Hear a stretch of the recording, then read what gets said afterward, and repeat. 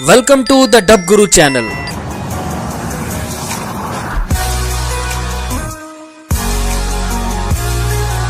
दोस्तों आज हम आपके लिए लेके आए हैं एक बहुत ही इंटरेस्टिंग किस्म की वीडियो। आज की वीडियो है आजकल के एम्प्लॉयज अपने बॉसेस को कैसे जवाब देते हैं, और इसको हम आपके सामने वीडियो की सूरत में पेश करने जा रहे हैं। तो चलिए दोस्तों देखते हैं आज की वीडियो। जी मकसूद साहब, आप कहाँ गए हुए थे पिछले 1 घंटे से? सर मैं वाल कटाने गया होया। ऑफिस आवर्स में बाल कटवाने गए हुए थे तुम? सर वाल वधे भी थे ऑफिस दे टाइम दे विच सर ना। जब तुम घर होते हो वहां पे भी तो तुम्हारे बाल बढ़ते हैं।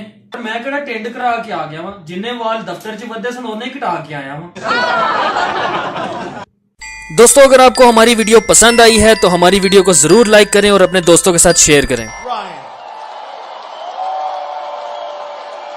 इतनी बड़ी YouTube की दुनिया में हमें दोबारा ढूंढने के लिए हमारा चैनल जरूर सब्सक्राइब करें। अब हम आपको मिलेंगे अगली वीडियो में। खुदा हाफिज।